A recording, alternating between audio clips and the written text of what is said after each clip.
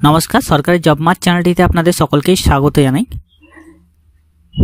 Staff selection কমিশনের পক্ষ থেকে প্রায় 15,000-এর কাছাকাছি শূন্য পদে নিয়োগের বিজ্ঞপ্তি জারি হয়েছে, যার অফিসিয়াল নোটিফিকেশন আপনারা স্ক্রিনে দেখতে পাচ্ছেন।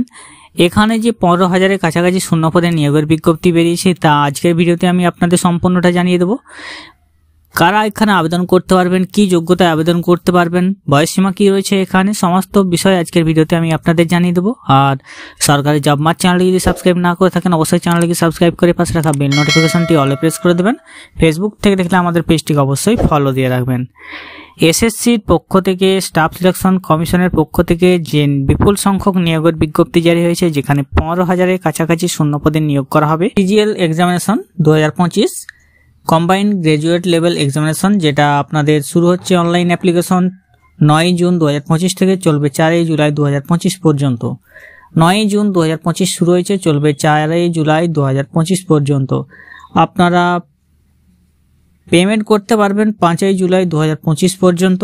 আপনাদের ফর্ম ফিল আপে কোনো ভুল হয়ে থাকলে সেটা কারেকশন করতে পারবেন 9 জুলাই থেকে আপনারা 11 জুলাই পর্যন্ত।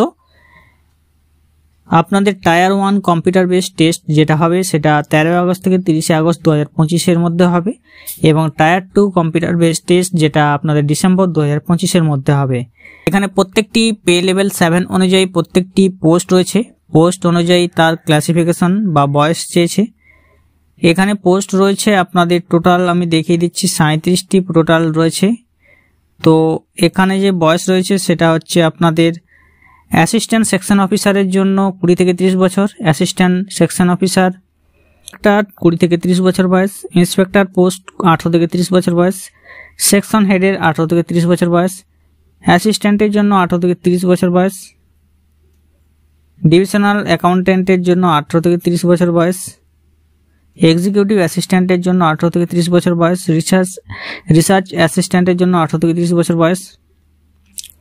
প্রত্যেকটি শূন্যপদ অনুযায়ী তো যেটা রয়েছে মিনিমাম 18 থেকে 27 থেকে 18 থেকে 30 বছর যোগ্যতার যে বয়স রয়েছে সেটা এখানে দেখতে পাচ্ছেন। শূন্যপদ রয়েছে 14,582টি।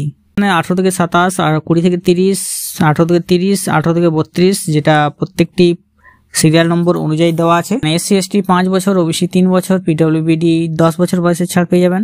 জুনিয়র স্ট্যাটিস্টিক্যাল অফিসারের জন্য ব্যাচেলার ডিগ্রি যে কোনো সাবজেক্টে এবং 60% মার্কস থাকতে হবে ম্যাথামেটিক্সে, এবং আপনাদের উচ্চ মাধ্যমিক স্ট্যান্ডার্ড লেভেলে অথবা ব্যাচেলার ডিগ্রি থাকতে হবে যে কোনো সাবজেক্টে। স্ট্যাটিস্টিক্যাল ইনভেস্টিগেটর গ্রেড 2 এর জন্য আপনাদের ব্যাচেলার ডিগ্রি থাকতে হবে যে কোনো সাবজেক্টে। অল আদার্স পোস্টের জন্য ব্যাচেলার ডিগ্রি যে কোনো রেকগনাইজড ইউনিভার্সিটি থেকে। অনলাইনে আবেদন করার জন্য অ্যাপ্লিকেশন ফি দিতে হবে টোটাল 100 টাকা। 100 টাকা আবেদন ফি আপনাদের লাগবে, যেটা মহিলা এবং এসসি এসটি এবং পিডব্লিউবিডি যারা আছেন তাদের কোনো আবেদন ফি এখানে লাগবে না। শুধুমাত্র অন্যান্য ক্যান্ডিডেটদের জন্য 100 টাকা আবেদন ফি লাগবে, যেটা পেমেন্ট করতে হবে 5 জুলাইয়ের মধ্যে। এক্সামিনেশন সেন্টার, তাদের সেন্টার কোডগুলো রয়েছে যেটা আপনি আপনার স্টেট অনুযায়ী দেখে নিতে পারেন। আমাদের এখানে টায়ার 1 এক্সামিনেশনে থাকবে আপনার জেনারেল ইন্টেলিজেন্স এবং রিজনিং থাকবে 25টি কোশ্চেন 50 নম্বর, জেনারেল অ্যাওয়ারনেস 25টি কোশ্চেন 50 নম্বর, কোয়ান্টিটিভ অ্যাপটিটিউড 25টি কোশ্চেন 50 নম্বর, ইংলিশ কম্প্রিহেনশন 25টি কোশ্চেন 50 নম্বর। সময় থাকবে 1 ঘন্টা। টায়ার 2-তে থাকবে আপনাদের অবশ্যই সিজন 1-এ 2 ঘন্টা 15 মিনিট সময় পাবেন সিজন 1-এ, যেখানে সেকশন 1-এ থাকবে ম্যাথামেটিক্যাল অ্যাবিলিটি এবং রিজনিং জেনারেল ইন্টেলিজেন্স, এর 30টি কোশ্চেন থাকবে, 60 নম্বর করে থাকবে 180 নম্বর, এবং সেকশন 2-তে থাকবে English language and comprehension general awareness 45টি কোশ্চেন থাকবে, যেটা আপনাদের জেনারেল অ্যাওয়ারনেস 20টি কোশ্চেন থাকবে 210 নম্বর, সময় থাকবে 1 ঘন্টা। সেকশন 3-তে থাকবে কম্পিউটার নলেজ টেস্ট 20 নম্বরের কোশ্চেন 60 নম্বর, এবং 20টি কোশ্চেন 60 নম্বর, 15 মিনিট সময় থাকবে। সিজন 2-তে থাকবে 15 মিনিট সময়, যেখানে ডাটা এন্ট্রি স্পিড টেস্ট হবে, 1 ডাটা এন্ট্রি টাস্ক দেওয়া হবে 20 মিনিট সময়।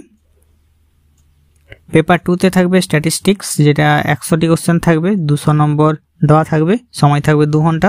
আপনারা যারা আবেদন করতে চান তারা এই স্টাফ সিলেকশন কমিশনের যে অফিসিয়াল ওয়েবসাইট রয়েছে ssc.gov.in, সেই অফিসিয়াল ওয়েবসাইটে গিয়ে আপনারা আবেদন করবেন, যেখানে ক্যান্ডিডেট লগ ইনে গিয়ে আপনাকে রেজিস্ট্রেশন করতে হবে। রেজিস্ট্রেশন করে আপনি লগ ইন করে তারপরে আবেদন করবেন।